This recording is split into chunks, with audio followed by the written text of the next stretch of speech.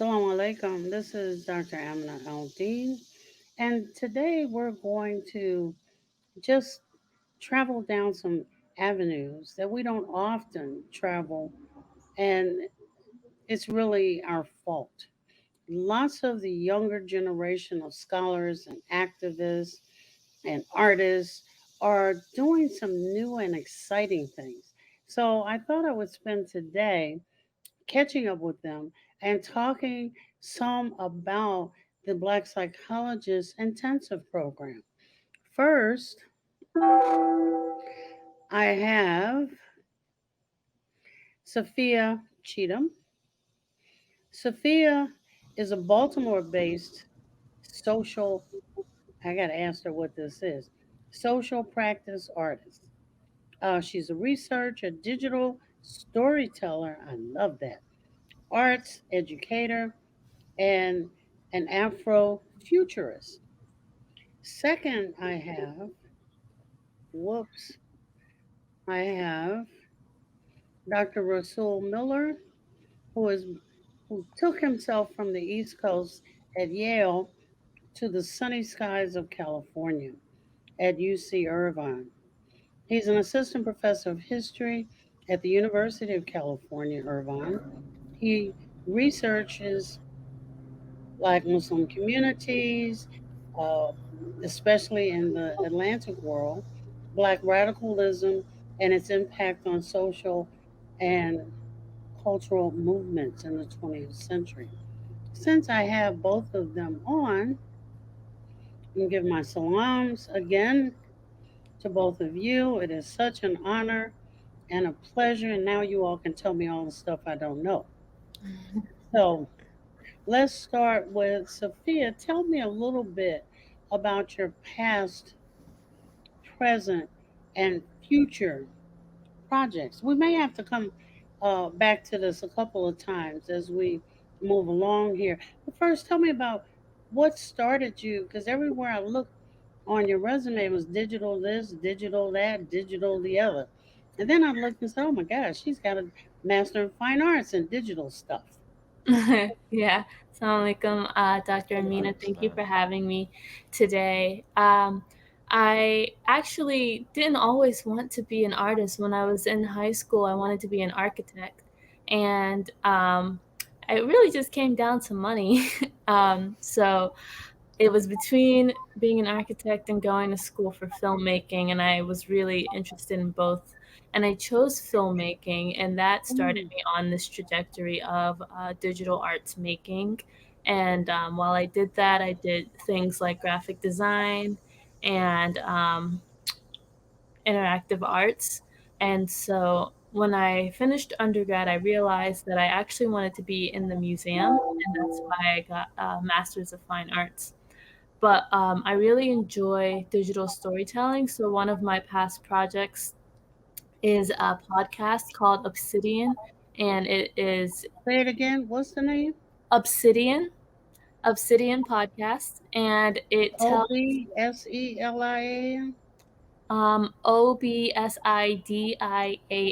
like the Oh, I know that word. yeah, black stone. It's Mm-hmm. used in the sci-fi realm as like a portal, so people will have like an obsidian mirror and look through it and see like the future or see like another space. So Scary.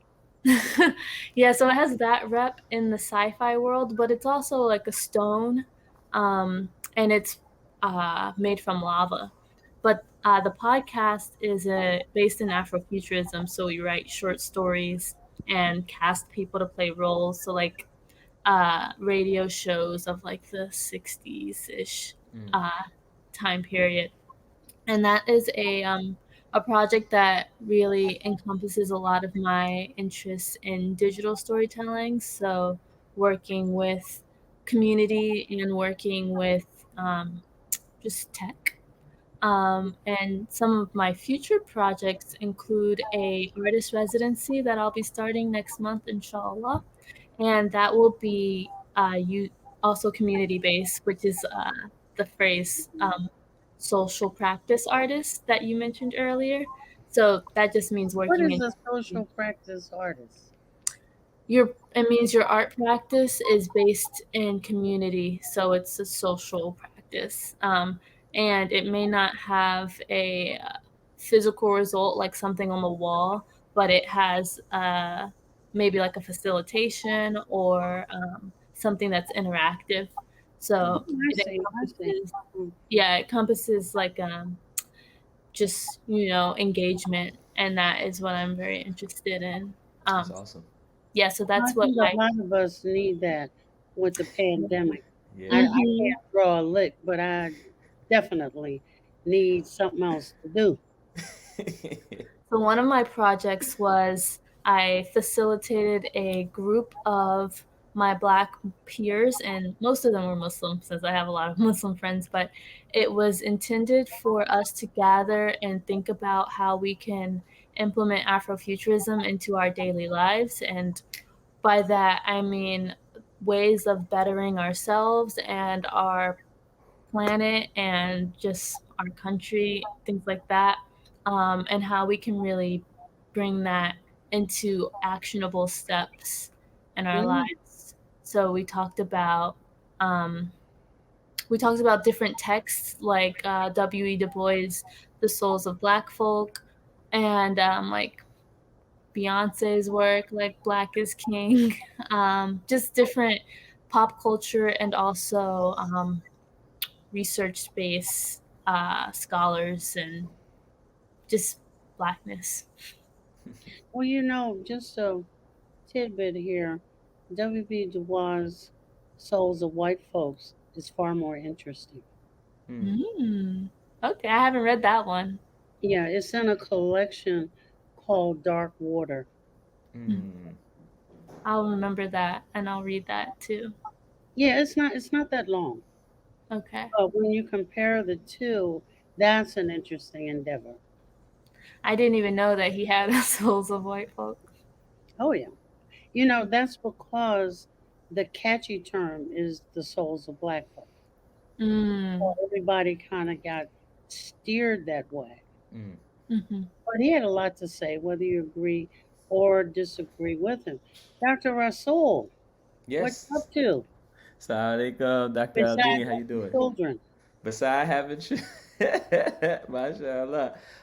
Beside having children, what about just being black and Muslim and kicking it? Like you, like you mentioned, I'm on the West Coast now. I'm teaching at UC Irvine. I guess now getting ready to go into my second year. Alhamdulillah.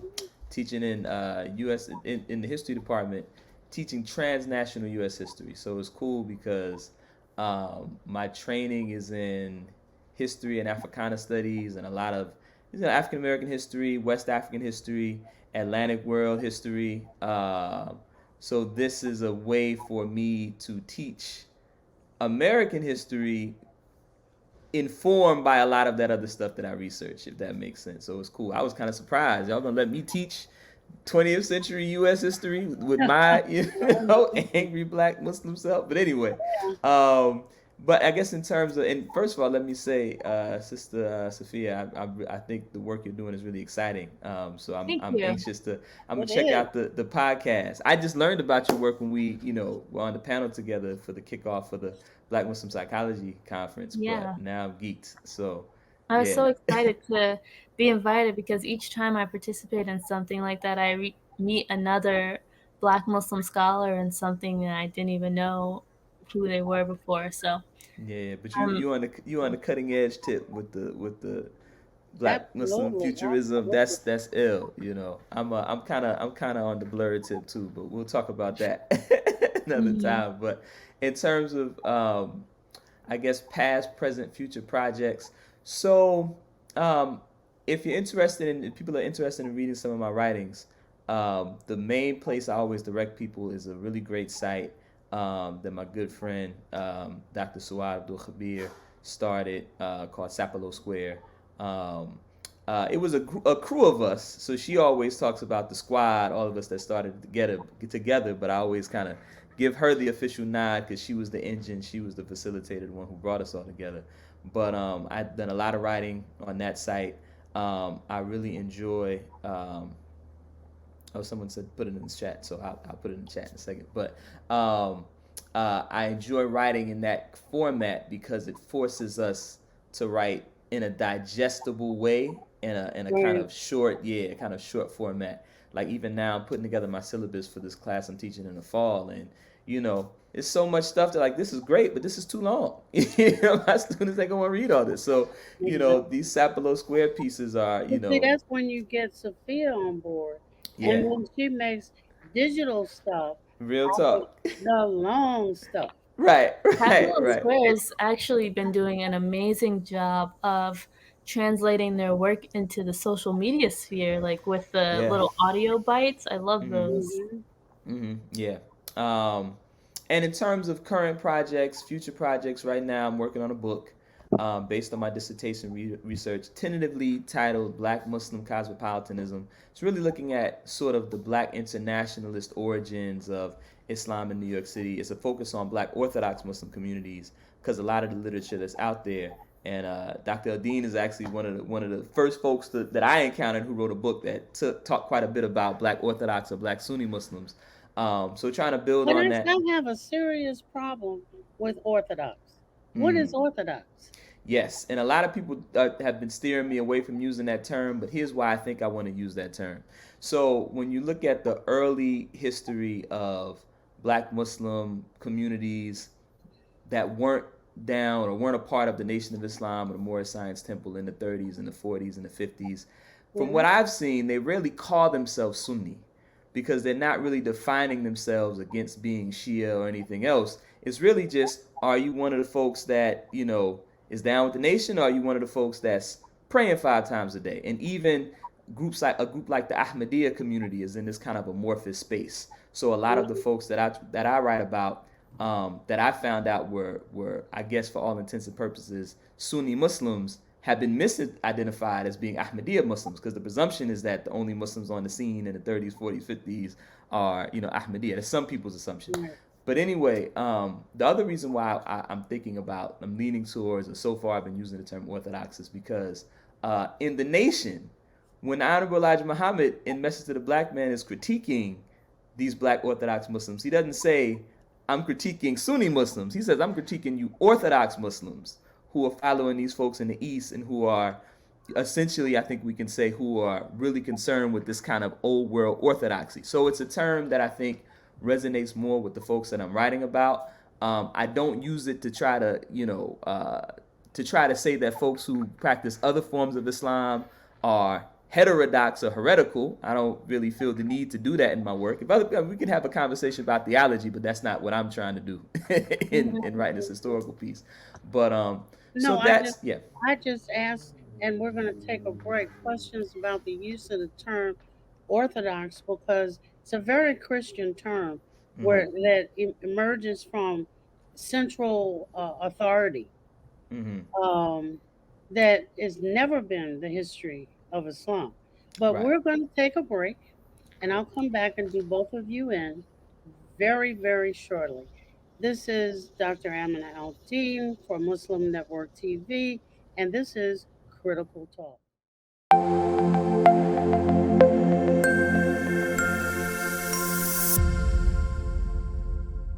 Billboards are popping up all over the country with an Our neighbors eye-catching don't realize message. that Muslims are absolutely opposed to ISIS.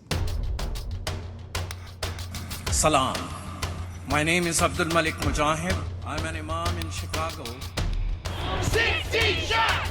No me! No justice! No me! So how do we bring up the energy which can really have an impact on the world? You need to build bridges of understanding among people, and we need to have America moving forward. That lesson learned have brought the strength of humanity to America, which is the diversity. Mujahid Talks, only on Muslim Network TV. Faithfully connected.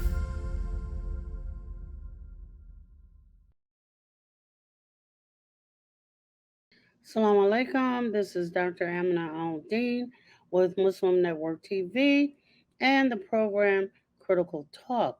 I have the wonderful opportunity of messing with Sophia Cheatham and Dr. Russell Miller, and I say messing with, because they are doing exciting things. And not only do we want to find a way to support them in their endeavors, but as um, Sophia mentioned earlier, to make sure it's just not a meet and a fly away. That we get you involved in some of the things you're doing, and you get us involved as, you know, there you go, back and forth. Anyway, back to Orthodox. Sure, sure. I mean, I'm actually glad you brought it up because this is, this is something that I actually like having an opportunity to talk with you about because I notice, yeah, a lot of people have a problem with it. I switch up 1 minute, people convince me to switch it up and start saying Sunni. The next minute I'm like, it's not really, who I'm talking about. So I don't know. It's an ongoing kind of thing. But Well, I I should, think you yeah. have to be deliberate in your parsing out what Rasul wants to say. Mm-hmm. Yeah. Everybody, myself included, doesn't wish to be called Sunni. The Right. history of Sunni Muslims sucks. So, True and the history indeed. of Shi'i Muslims is far too complicated for my very small mind. So, just being Muslim is kind of okay with me. Mm-hmm. I'm curious about Afro, like the hairstyle, Yeah. futurism, Yes. the hairstyle. I mean, it's the same way you would say like Afro diasporic, so just putting, I don't say Afro that either, but go ahead. I'm just messing with you. Afro in front of futurism. Because there are different kinds of futurism, and so to specify this one, um, actually the guy who termed it is a white man. Um, Right. So why you choose him? I didn't choose him; he chose Well, us. change it. Let's see. Other ways that Afrofuturism is described is Black futurism. Mm, it's really the only term, but Wait a minute. You know what?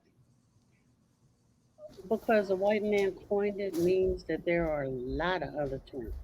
hmm Mm. And if you're talking about thoughts about the future of Black peoples in the diaspora or in majority minority states, what are you talking about?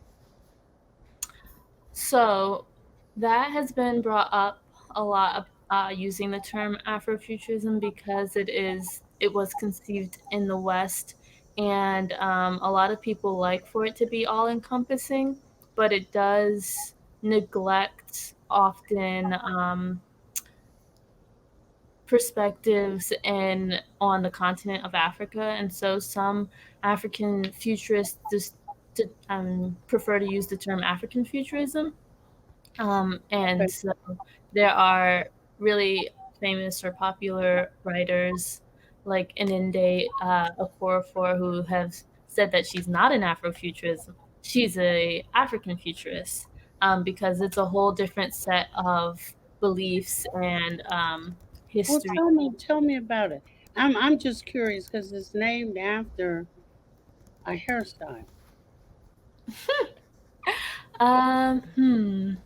Tell you about the term Yeah, itself. what is the difference between being an African futurist and an Afro futurist?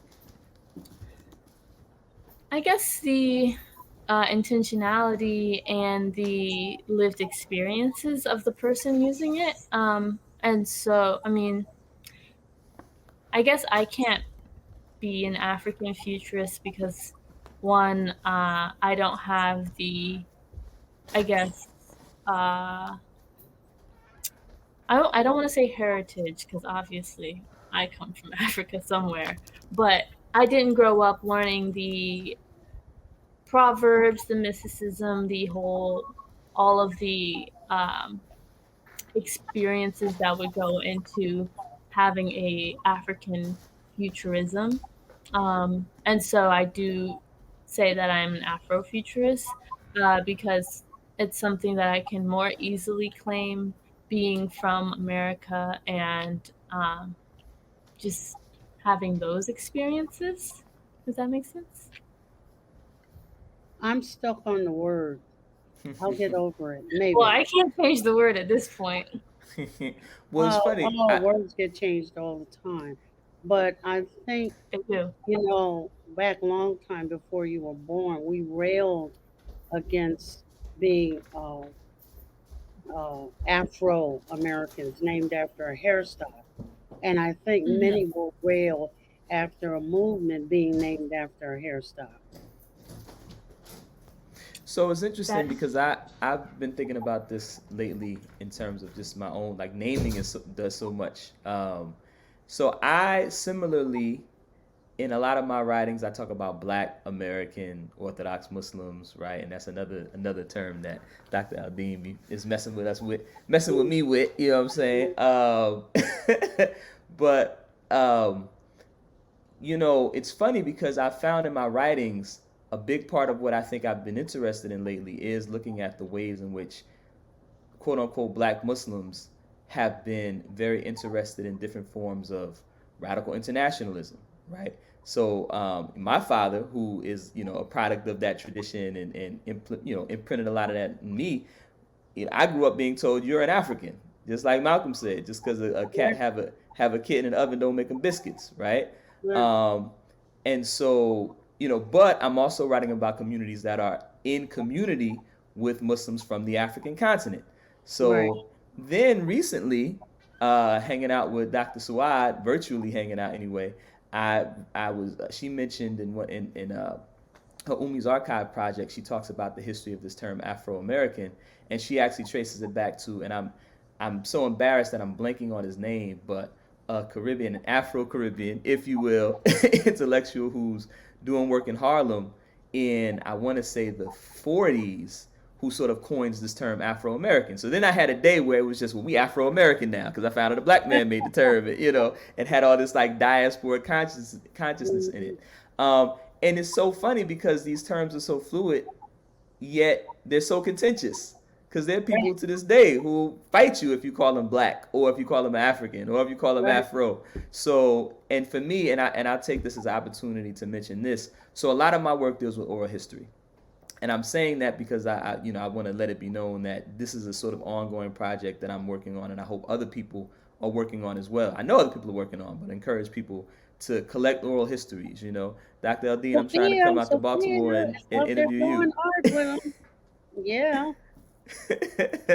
um, so yeah, and I always tell people when I give these, when I present or I'm talking to different audiences, go get you a tape recorder and go interview some folks from your community because that was the genesis of my work. And when I interview folks, some of the folks I interview, I mean, I really hope everybody likes the way they come out in the book, right? Some people might be like, "Why'd you call me a Black American?" I mean, I don't know, but this is the kind of minefield that I'm trying to navigate. But so yeah, the name means everything, as a man once said.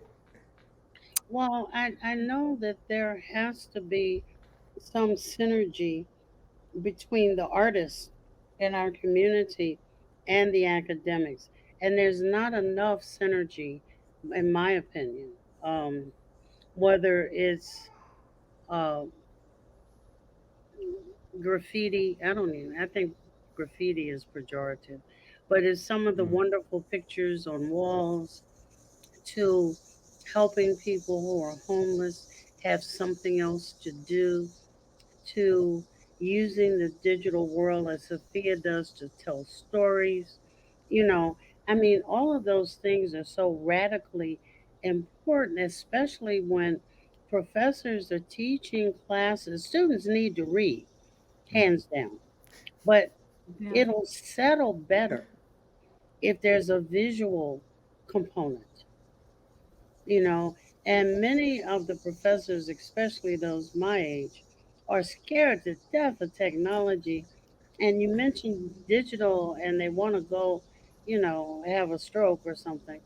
So it is wetting it in its seamless capacity, because both are trying to describe the social space. Mm-hmm. And artists have been renowned for bringing communities' attention to social issues, as have academics. And like Rasul, you're saying, Sapelo Square forces you to speak in everyday language and Right. not ivory tower language. Right. Um, and all of those things we need somehow, and I'm gonna get you to do some more writing too. Um, all of those things we need. So, do you have any ideas as to how we could bring them together in a deliberate effort, not a happenstance? Like, I see the two of you in this webinar. Oh, I'm loving it. I'm loving it. Let me call them up. Mm. How could we do that? Well, I think my program did a good job of being academic and artistic. Since it's a master's program, it was a lot of reading as well, a Hmm. fair amount of research. And, we got off the hook with having to write a shorter thesis than most people because we had an exhibition of artwork as well. But, my even though it's only 5,000 words, my thesis is 50 pages of Mm. work because there's artwork included in, Right. it's a picture book basically. But I've also been thinking about how to make my thesis writing a little more digestible because I I feel like I'm super interested in what I wrote about and I want other people to read it as well. But when they open up this 50-page document, they're like, ooh, don't know if I want to read that. But it's super easy, in my opinion. I don't think Pages? Oh my God. it's That's the double thing. In spaced. the world of academia, I Ex- mean, all of us should have read it. yeah, I mean, yeah, it's double We spaced. tackle 300-page books on a daily basis. We Yeah. should have read this, passed it along, heralded, done all of those good things. Yeah. Well, please, I would love to Shoot. send it to you. I Oh, would. I'm down the road from you. I could. I was gonna say I'll bring you a physical copy. I don't even have a physical copy, but I would love for you to read it, Oh, and yeah. you too, Dr. Rasul. Yeah, please. I'd love to read it. I'm ready. I'm It's ready, and I'm actually and I'm actually called. gonna read 50 pages means I'll actually read it. No promises about those 300-page Yeah. works. No, I Dr. read D it. was talking about. You know, Um. um, Yeah. I'm an editor for Brill, Mm. and one of the things that has annoyed me past my breaking point is the fact that African American Muslims are not writing. Mm. I don't get to herald their manuscript to my editorial team, and others are writing about African American Muslims, Hmm. as has been the case forever. It's really annoying. Yeah. To that point, I mean, maybe I don't want to throw shade at nobody. I ain't trying to talk bad at nobody, but I know one of the things that made me want to write this book and start this research, which is now turning into a book, inshallah, is that exact fact. I was reading stuff about my community by folks who weren't from the community, and Exactly. and Didn't know a thing. didn't know a thing. I mean, people, clearly tried their best, Yeah. but our communities have good reason to be suspicious of who we give our stories to. So, even just in doing my dissertation research, it became clear. Like, I had this amazing archive because people were willing to tell me their story. Some because they knew me. Some when I tell them about my dad. Where was your dad? Oh, he was in the nation. He was in this. Okay, we'll give you. You know what I mean? Like, Uh-huh, uh-huh. but I think you're absolutely right, and I hope people are. I get the sense that we are, but I hope more people are like taking up the call. Like more people are, in within the next 5 to 10 years, Dr. Eldine should have a whole lot of manuscripts coming To across our read. desk, That's written why by I was us. so excited to read Dr. Suad's Muslim Cool because when I read it, Mm. I was like, it's like I wrote this. Like these are my experiences. Exactly. Of course, she was way more eloquent and profound than I could be at this point in my life. But I was like, whoa, she's like my little therapist. I'm reading in this book. I was like, I wish I could have a Black Muslim woman mentor, and that's what reading that book felt like. But I will say that I have a really good friend named Vanessa Taylor who is she writes less academically, more for public. What do you call when you write for magazines? Editorially, maybe? I don't know. But she writes for online magazines, and she opened this Black Muslim literary space online called The Drinking Gourd, based on I think The Drinking Gourd has a connection to a trail that enslaved people used to escape. I think that's where the name comes from. But basically, I see a lot of fiction writing. I don't see a lot of nonfiction writing in it, but it is a good resource to see young Black Muslims writing, and I really appreciate that space. And there's a whole team. There's not just her. There's maybe 5 other people who help run that site, and it's on Medium. So I will send you that resource as well. Please. We're going to take another quickie. And when I come back, I want you to recapture, if you can. I know your memories are short. What you talked about in the webinar and what you are going to help the intensive be about, because that's very important. And I think many folk don't listen enough to you guys. Um, so there we go. This is Dr. Aminah from Muslim Network TV, and this is Critical Talk. And I'm here with Sophia Cheatham and Rasul Miller, and I'm having a ball. They probably aren't, but I'm having a ball. We'll be right back.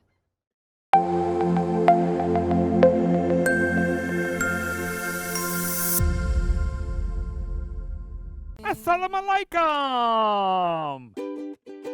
I love Adam's World because it makes me learn in a fun way. That Adam has a green face and orange hair.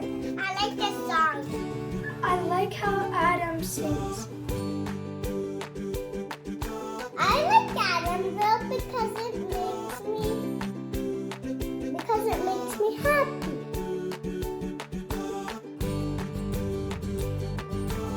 What? No. No. No. And here's Adam and here's Anissa. Adam is and his sister. Adam is a boy and he is really smart.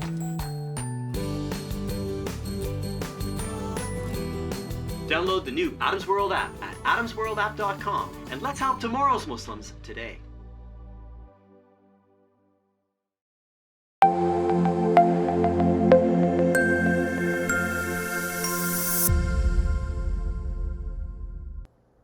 Assalamu alaikum. This is Dr. Aminah and I'm having a wonderful talk. I don't know whether I'm in Orthodox Muslims, Afro, Futuristic, something or the other, but with Sophia Cheatham and Rasul Miller, and I'm learning a lot. And most of what I hear is not confusion, but wanting, on one hand, to bring stuff together, on the other hand, to story tell a more accurate history, um, to bring the digital world to the world of academia and vice versa. So tell everybody about the webinar that I was surprised at how good you all were. I mean, I really learned stuff, and I also learned what we hadn't shared with you. Well, when I was there, I was like, I wish I was more chatty, but I think, the chattiness comes with life experience, and I was the youngest person on the panel. But I'm not very... Don't brag. I wasn't bragging. I was just like, I wish I had more to say, because, everyone had so much, insight and, things that they could talk about with What you said was powerful though. What you said was powerful. I kind of looked at. I don't mean to cut you off, but I kind of look at it as sometimes the person who's the quietest is the person who has the most useful stuff to say, and when they do talk, you listen. I was just taking everything in. I was absorbing it all, and I was like, I don't want to take up too much time when I was what's that? Enjoying what you guys are talking about. But we talked a lot about freedom dreams, and Dr. Camila Rashad had so many great questions about how we envisioned that and what were some actionable steps that we were taking to make those come true. Do you have anything you want to share before we go more in depth, Russell, Dr. Russell? I mean, yeah. Well, yeah. I'm trying to remember. We talked about it so long ago, just a few days. But last week. Well, I mean, the theme of the Black Muslim Psychology Conference this year is Black Muslim Freedom Dreams, and I think a lot of Dr. Camilla's questions were centered around, and as a result, our comments were centered around one, the importance of dreaming, envisioning a better future, giving ourselves permission to do that. I think when you are steeped in struggle, whether that be just struggle to survive, under attack in this place as a lot of us are, or struggling to do something about that, even if you have, some relative privilege. I think sometimes it becomes, you sort of forget to be involved in dreaming about what could be, because you're so used to trying to play defense and protect your people and protect yourself from what's happening to you. So I think that was a really good aspect of it. And I remember what I said to one question, which was just sort of what does Black Muslim Freedom Dreams mean to you? And I know for me, I remember making a comment that I'll restate because I think that's what Dr. D might want us to do, that a lot of it has to do with building power. The first part is always being, involved in dreaming of a better future. And the title, of course, comes from Robin D.G. Kelly's book, Freedom Dreams, which is an awesome work, which I think really highlights the way that so much of what has come out of the Black radical tradition has been animated by this ability to dream, imagine, think of a better world, think of alternatives, think of what we want the world to be, we want the end to be, so we can figure out how to get there.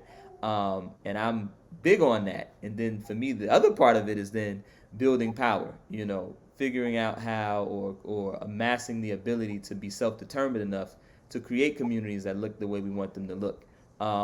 In an era where that's not really what I think a lot of us are steered toward doing. I think we're steered toward going along to get along, or figuring out how to eke out just enough of whatever somebody else is willing to give us to, be kind of sort of happy or fulfilled, as opposed to that kind of ambitious, audacious, radical stance of, let me. So what happened? That's not what we willed, you guys. Well, there were people who saw what y'all were doing and didn't like it, so they launched their response. So and to that point, I feel like I'm talking too much, but I'll say part of what motivated me to want to do this work of collecting oral histories and writing histories of our communities was preserving that, because I think in many ways those of us who exhibited the most radical imagination, those are the folks that are, locked up, killed. I mean, we talk about the Black Muslim community, when we talk about our Black Muslim heroes, so many of the folks, like, we all love Malcolm. We all claim Malcolm's legacy. But when I think about the people who really could lay claim to Malcolm's legacy, I think about people like Mutulu Shakur, who's incarcerated, like Babu Sekou Odinga, who just recently came home, like Sister Sophia Bakari, your namesake, who was incarcerated and has returned to Allah. I think about people like that. For the book, literally, like right before I got here, the war before, I was looking for that at the. I have it on my bookshelf here too. Yeah. They said they have to order it from me. I was at this African bookstore called Everyone's Place. But I was gonna say, though, yep, what you just said was a really big takeaway that I took was, the people who are the most marginalized or most maybe not conflicted, but in the most conflicting circumstances, have the biggest freedom dreams. And addressing Camila's question about, do we have time or do we have permission to dream? Yeah, for That's, sure. that's very interesting because I think, and I'm trying to think way, way, way, way back. I don't know necessarily that many of us were doing more than trying to get somebody off our backs, Mm. simultaneously trying to bring the Muslim community together. And myself, like Dr. Suad's mom, we didn't see a breach between the Panther Party and being Muslim, but you all have had it too easy. It's true. I mean, so easy that I'm not sure who you sound like. What you mean? I mean, it's really interesting. I mean, I watch people die beside me. Mm-hmm. Many of us have been shot. Mm-hmm. You all sit back in very comfortable quarters talking about dreaming and Afro, future something or the other. Thank And you for your service. We are oh, reaping the benefits of and your guess what we did? sacrifice. It was almost as if, okay, well, you all did that, and we'll record it, and we'll thank you for your service, and we're going to go on our happy way in another direction. Um, so I'm listening. I Well, love to pay respect to my elders and ancestors and people who are still alive who really did all of the hard work so I don't have to. No, but if you're black in America, the work never stops. well, Exactly. I say this. So, and I guess this is finishing the point I started before. Part of the reason I wanted to capture some of these stories, and for this first book, I'm really trying to tell stories of Black Muslim communities in and around New York City that I think were very radical in their thinking, and they all kind of not only imagined but made into a reality their own kind of freedom dream, whether it's the Darul Islam movement or Sheikh Dawood and Mother Khadijah's community or Professor Manazuddin or Moscow Brotherhood, all of that, right? But I've started already doing research for a future project looking specifically at Muslims who are involved in Black radical political formations like the Panther Party, like the Revolutionary Action Movement, Republic of New Africa. And for me, the goal is to make my folks in my age and younger radical again. I want to see Islam become radical again. Not, okay, now we Muslim and now let's pontificate about stuff that happened in the 13th century and don't say radical because they're going to come get you. I'm like, nah, if they ain't coming to get you, then and to your point, Dr. Aldine, I feel like sometimes I feel like I'm doing something wrong because they ain't tried to come get me yet. But until they try to come get me, Well, I'm gonna be out here, they got you on their radar. Say again. They have you on their radar. We were laughing the other day, talking about how all of us had posts, so that the police coming in black neighborhoods to wantonly arrest folks couldn't do it because we were all there Right. and watching. We Right. didn't have all the sophisticated equipment and smartphones, but we did a job. Now you young people have all this stuff that you come to learn to love, and you don't do anything. You know, the Black Lives Matter movement. No, what was the first one? 99%? No, was it? Well, Occupy Wall Street. Yeah. And a lot of my students said, well, the school says we can't go out and protest. And I said, well, I think I'm canceling class for the day. So Mm. you see what you can do. I'll cook. Mm. I'm not protesting anything else. But then the Black Lives Matter movement, I expected to see Muslims leading the movement, but that was too much work. Mm. They didn't want to get dirty. They didn't want to get run the risk of harm. I wouldn't say, I don't know if we weren't, Black Muslims weren't at the forefront, but maybe we weren't invited to that space. But that's an interesting point because I know a lot of grassroots type of organizations that do things locally, but you're right about, the national scale. Black Muslims were not, at the forefront of the Black Lives Matter movements, but there is a lot of politics I feel like that went into that whole Black Lives Matter movement. It's a lot that, it's based in money and based in who's got the biggest following or network, like who's gonna make the most noise being at the forefront of this. And I don't know if we can discount Black Muslims as not doing anything yet. I've seen Well, pretty I'm cool talking things about happen. yet. I don't know. This summer is past. Haven't seen them do anything. But I think Art that's a is conversation. radical, I would say. Absolutely. Art Absolutely. making is changing, what do they say? Tony K. Bambara said the role of the artist is to make the revolution irresistible. And, Absolutely. that is what I Would strive you to send me do. that on a T-shirt? Am I No, but there I'm yet? serious. This is a very serious conversation. So I'm going to take up some more of you all's time in the Please. future and see who else I can have, not to beat you up like me, but to discuss the possibilities because I was ready this summer. Nothing happened I except was more ready police too. shootings, you I know. was ready to stop paying my rent collectively, Yeah. and nobody did well, it. well, you know But what? You know what, nothing Dr. Adine, happened. can I offer something that, it's not an answer. I wish I had an answer, but something to think about. Well, two things I share. One, I had a conversation with a friend of mine who told me about a conversation they had with Professor Muhammad Ahmed, who folks might know also as Max Stanford, one of the founders of the Revolutionary Action Movement.